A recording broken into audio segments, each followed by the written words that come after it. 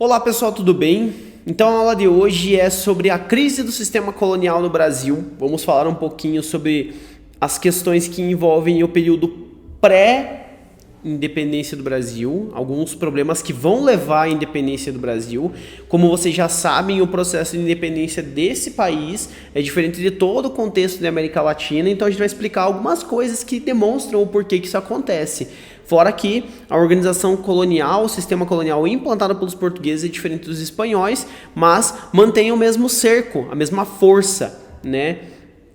Então a primeira coisa, vamos lá, ó. Pioneiros no processo de colonização da América, ao lado da Espanha, os portugueses passaram a enfrentar a concorrência de potências em ascensão, como Holanda, França e Inglaterra. Veja só, Holanda, França e Inglaterra são potências da época muito fortes, principalmente no quesito navegação. Então, a partir desse momento, eles precisam fortalecer a economia a partir da colonização que vai ser imposta aqui no Brasil. A coroa impõe uma política de aperto fiscal a partir das medidas adotadas pelo Marquês de Pombal, que é o primeiro-ministro do rei José I. Eu vou falar do Marquês de Pombal mais para frente para vocês. Então, entre os colonos, a insatisfação com a metrópole aumentava. Por quê? Porque na América Portuguesa, os primeiros movimentos propuseram uma ruptura com a metrópole e tiveram em comum o fato de terem alcance somente regional. Ou seja, eles estavam inspirados pelas ideias iluministas, pela independência dos Estados Unidos. Os Estados Unidos tinham se libertado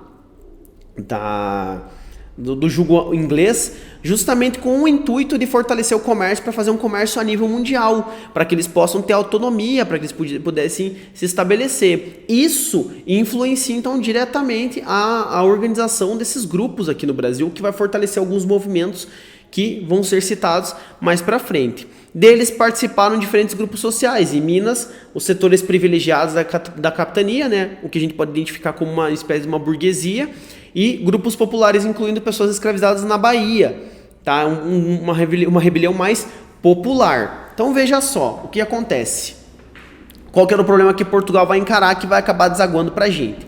Primeira coisa, a rivalidade entre potências europeias como Portugal, Espanha, Holanda e França caracterizou todo o século XVIII. A crise entre eles ali vai caracterizar todo o contexto Europa do século XVIII.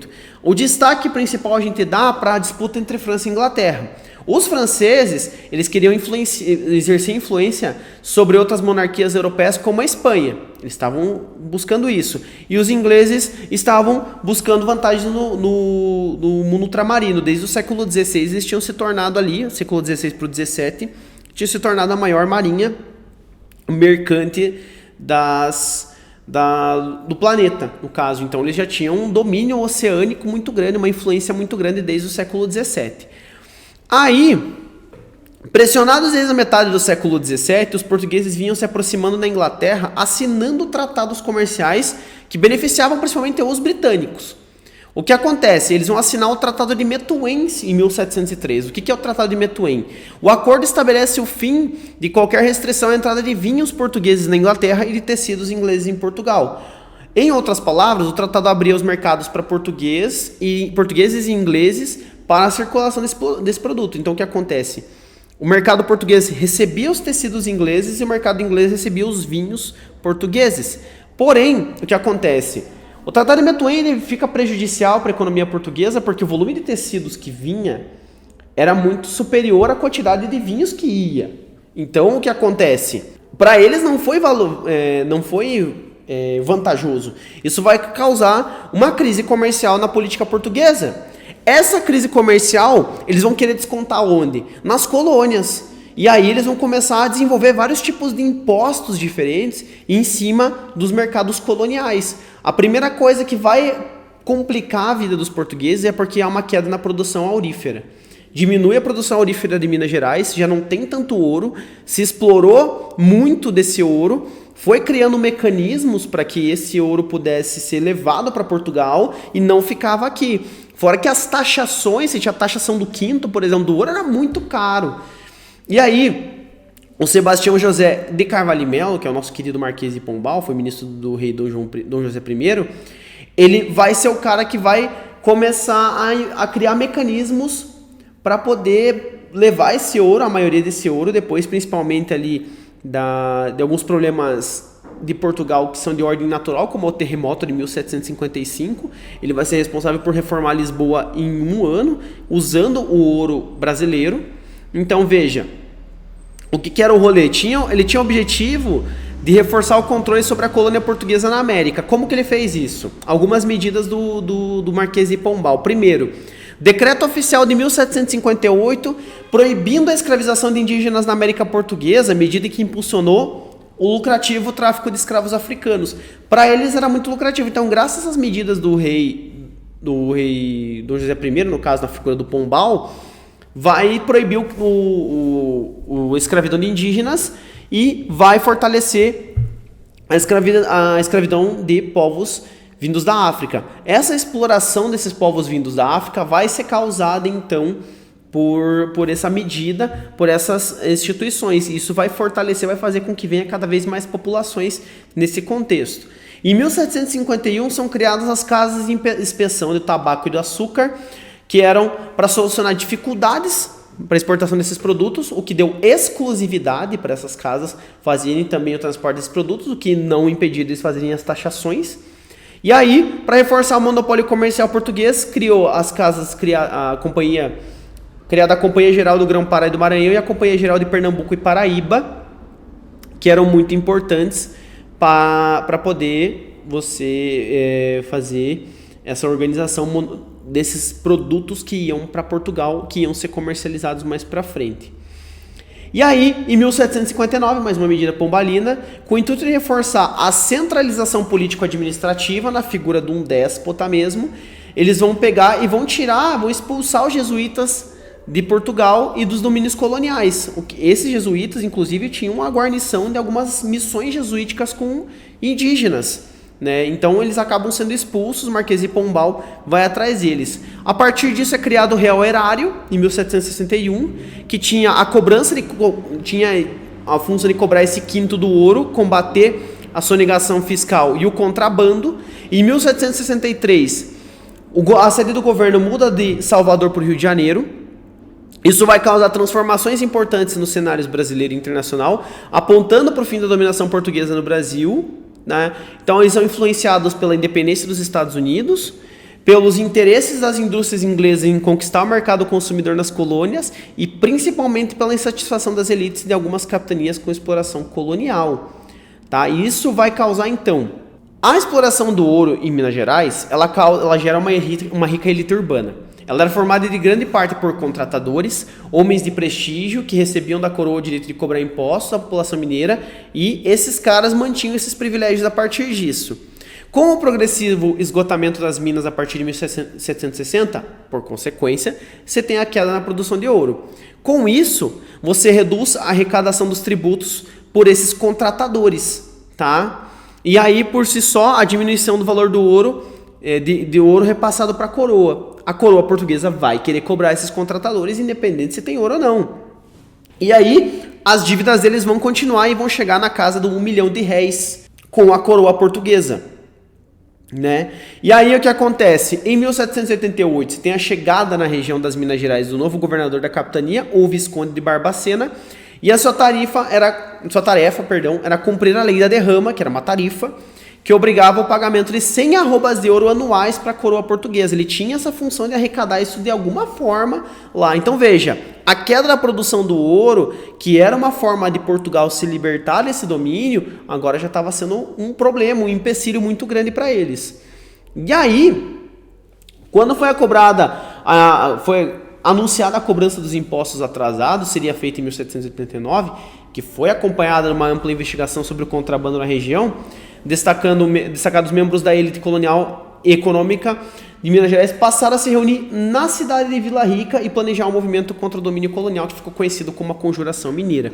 Então veja, eles estavam começando a organizar um movimento que era uma reação a essa cobrança, que buscava muitas vezes, que buscou em algumas circunstâncias se libertar do domínio colonial, influenciado por ideias iluministas, influenciado por esse movimento, e que tinha como principais líderes, né, os conspiradores, tinha lá o padre José Rolim e Carlos Toledo e Melo, os contratadores endividados como João Rodrigues e Macedo, Joaquim Silvério dos Reis e Domingos Abreu Vieira, os poetas Tomás Antônio Gonzaga, Cláudio Manuel da Costa e o alferes Joaquim José da Silva Xavier, que era conhecido como Tiradentes, que ele também exercia funções de dentista. Eu coloquei essas duas imagens porque essa aqui é a imagem histórica do Tiradentes. Ele era um alferes, era uma pessoa da elite, né? Mas ele é retratado como essa figura barbada aqui, muito parecida com Jesus Cristo, não à toa, né? Ele tem essa retratação.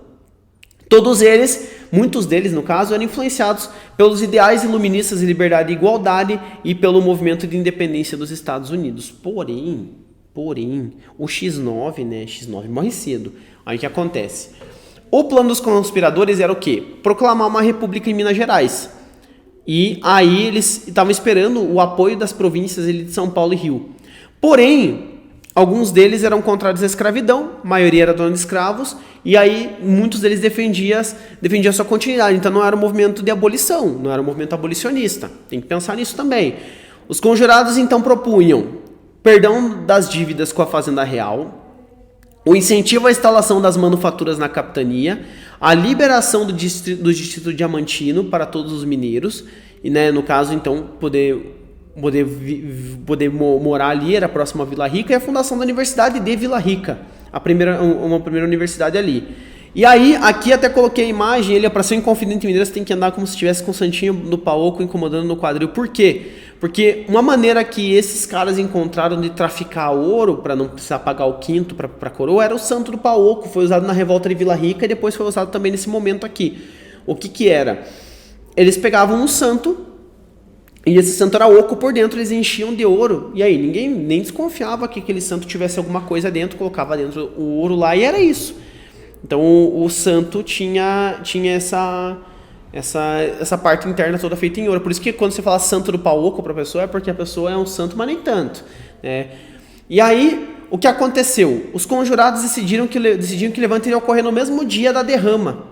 Só que aí, em março de 1789, o Joaquim Silveira dos Reis, um dos contratadores mais endividados, delatou os companheiros em troca do perdão das suas dívidas com a coroa. Conseguiu o perdão, todo mundo foi capturado e condenado à morte. Só que o único que morreu nesse caso foi o Tiradentes. Por quê? Os revoltosos foram presos e enviados para o Rio de Janeiro. O movimento, portanto, não chegou nunca a se realizar. Ele ficou só mesmo na organização. Por ordem da Dona Maria I, a rainha de Portugal, em 1790 iniciou seu processo contra os conjurados, que durou até 1792. Ao todo, 34 réus foram acusados de inconfidência, ou seja, de infidelidade em economia portuguesa, por isso que Inconfidência Mineira é o nome em conspiração. O correto, na verdade, seria Conjuração Mineira, né? Então, confidência dá uma conotação mentirosa para o movimento, uma conotação de traição em relação a Portugal. 11 foram condenados à morte. 10, porém, tiveram suas penas substituídas pelo exílio perpétuo na África. O único que morreu foi o Tiradentes. Ele era o mais pobre deles. Ele não era o mais pobre também não, né? Mas ele era o menos nobre desses grupos todos. Então, o Joaquim José da Silva Xavier, ali tem um retrato de 1951 do Rafael Falco, mostrando ele perante os seus carrascos durante a execução, e aqui um outro retrato famoso que é do Pedro Américo de 1893, que é o Tiradentes esquartejado. Então somente Tiradentes foi executado numa cerimônia pública no Rio de Janeiro. No dia 21 de abril de 1792, o alferes foi enforcado e seu corpo esquartejado. Seus restos mortais foram expostos em postes nas cidades mineiras. O ritual teve um objetivo de força simbólica: mostrar à população o destino de quem se rebelava contra a coroa, ou seja, quem se rebelava era morto. Aconteceu a mesma coisa lá na revolta de Vila Rica com Felipe dos Santos. Exatamente a mesma coisa, ele foi morto como exemplo. A conjuração mineira não se concretizou, mas o movimento permitiu que um novo horizonte político fosse vislumbrado pela colônia, ou seja, ele incentivou o surgimento de novos movimentos, de novas lutas, novas insurgências. E aí, outro movimento emblemático é a Conjuração Baiana. E a Conjuração Baiana ela ocorre ali no final do século XVIII também, né? Você tem ali as guerras de independência do Haiti, que prejudicaram a produção do açúcar haitiano e fez aumentar a produção do açúcar brasileiro. O Haiti entrou em crise econômica, teve um problema ali por causa da guerra, e aí o açúcar brasileiro foi mais procurado. O preço do açúcar subiu, levou muitos proprietários da Bahia a ampliar o cultivo de cana, reduzir as plantações de gêneros alimentícios, ou seja, começaram a focar mais no açúcar. Salvador, que havia deixado de ser capital e sua produção de açúcar havia diminuído significativamente, a redução das plantas e gêneros alimentícios e escassez de alimentos na Bahia tiveram como consequência o quê? O aumento dos preços, o que eles focaram no açúcar. Houve diminuição de outros gêneros alimentícios, focam naquela produção. O Salvador já não era mais o centro econômico e social, então ela também já entra numa crise. Você tem um aumento desses preços do açúcar. Isso vai gerar o quê? A população começa a enfrentar fome, cria um ambiente propício para a revolta, faltou comida, não tem o que fazer. Aí, associado a isso, a divulgação das ideias iluministas, as notícias chegando sobre a Revolução Francesa, que vão ser um combustível para esse projeto revolucionário. Veja, uma cadeia de coisas. Tiraram o Salvador da capital, aumento do preço de açúcar, população começa a passar fome porque agora não se foca tanto em outros gêneros alimentícios, ideias iluministas, e aí você tem então os alfaiates, que é o outro nome da conjuração baiana, a conjuração dos alfaiates, que teve um caráter popular, um forte conteúdo de oposição à economia que era composta por elite econômica e social da colônia, e contou com a participação dos pequenos comerciantes, soldados, artesãos, alfaiates, negros libertos, mulatos, escravos, além de homens brancos mais abastados. Ou seja, foi um movimento realmente popular, perto do que foi a conjuração mineira. E aí, o primeiro ato da conjuração ocorre no dia 12 de agosto de 1798. Alguns locais públicos de Salvador amanheceram cobertos de cartazes que convocavam o povo para a revolução. Vários deles atacavam a administração portuguesa, reivindicavam melhores remunerações aos soldados e denunciavam a corrupção das autoridades. Então era um movimento que já foi enfrentando direto, e esse movimento foi rapidamente contido. Por quê? Houveram muitos delatores, as investigações levaram os principais envolvidos às prisões, que eram os negros e os mulatos, que foram punidos com rigor. Os soldados Luiz Gonzaga das Virgens, Luca Dantas do Amorim e os alfaiates João de Deus e Manuel Faustino, que estão registrados na imagem do lado, foram condenados à morte e foram executados em 1799. Então eles são considerados os 4 mártires desse movimento, 4 líderes que foram usados, né, como exemplo então nesse caso. Beleza? Conjuração mineira, conjuração baiana, tranquilo, deu pra gente fechar essa parte. Esses são alguns dos movimentos que vão levar à independência, que é o tema da nossa próxima apostila. E aí, o texto da atividade é Tiradentes, a construção de um mito. Então tá lá assim, ó. Estudando história, podemos compreender muitas coisas sobre o nosso presente. Quer um exemplo? Por que será que Tiradentes é hoje considerado um herói brasileiro? Por que será que existe até mesmo um feriado nacional para celebrá-lo no dia 21 de abril? Muitos historiadores já se ocuparam desse tema e encontraram respostas para essas questões. Atualmente, a maior parte deles concorda que o mito sobre o heroísmo de Tiradentes foi, na realidade, construído em um momento muito específico da história brasileira. Para saber mais, leia o trecho dos 2 textos a seguir. O texto 1 diz assim: Nunca a construção histórica esteve tão presente em nossa nação como na transição da monarquia para a república. Nesse momento, o poder político sentiu necessidades de criação de valores republicanos na consciência popular. Dentre os vários símbolos criados pela República, alguns tiveram aceitação pelo público, como é o caso do maior símbolo nacional, Tiradentes. Então, Tiradentes sendo construído como um símbolo de república brasileira.